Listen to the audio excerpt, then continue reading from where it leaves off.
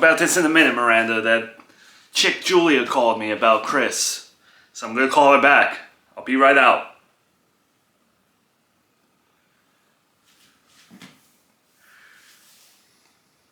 Yeah, hi, this is Joey, Melissa's baby daddy, calling you back about Chris. I know you're interested in taking him temporarily. Hi, I'm glad you reached out.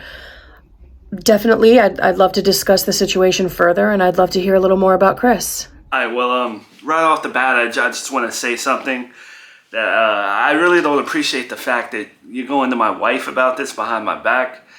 This is my son and stuff like that. I appreciate that you're interested in all that, but it already doesn't sit well with me that you're talking to her above me about it. You know what I'm saying? Well, certainly, I didn't think I was going behind your back at all.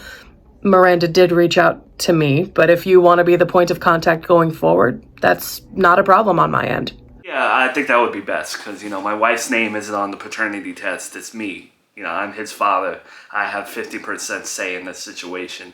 So I think I should be the one making the moves. Look, we don't really know each other, but it definitely sounds like you're maybe a bit defensive about the idea of Chris living with someone else. If you're having those kind of feelings, I'm not sure why we're having the discussion of maybe having Chris come and live with me. It's no disrespect to you or anything like that, but this is more, my wife's idea in choosing you and seeking you out and finding you, because my choice was honestly my son's grandfather. That just feels like the right decision to me, but overall, it's just a tricky situation given who my son's mother is and the circumstances of how I got Chris and all that. So, I'm kind of just listening to my wife and hearing your side of the story here and why you want my son. Again, you're reaching out to our family and trying to see if there's someone who can take Chris in, but I'm getting the sense that you're not really looking to give him up. I don't really need to be psychoanalyzed by you. Again, no offense. I have my motives, I have my reasons, this and that, and I'm talking to you, right? So my question to you is, what's your living situation like that you're willing to take on this baby, Yeah, I currently live on my own. I do have my own place. And while I work during the day, arranging care for Chris wouldn't pose a problem.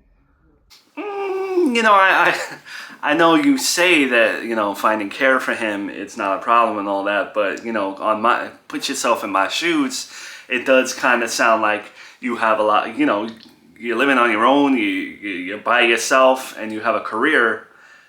If I wanted to put Chris in daycare, I would just keep him. You know what I'm saying? I don't really agree with you there. I think that, having a career means that I'm able to provide well.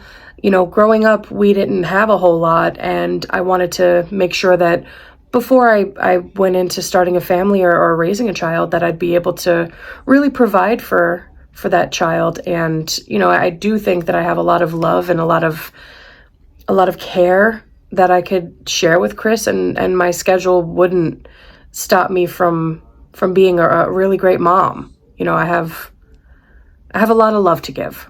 I don't mean to cut you off, but I'm kind of like pent up and pissed at my wife for the moment right now. My grandmother's missing. I think I might have to call you back. What? Hello? Hello? He can't be serious.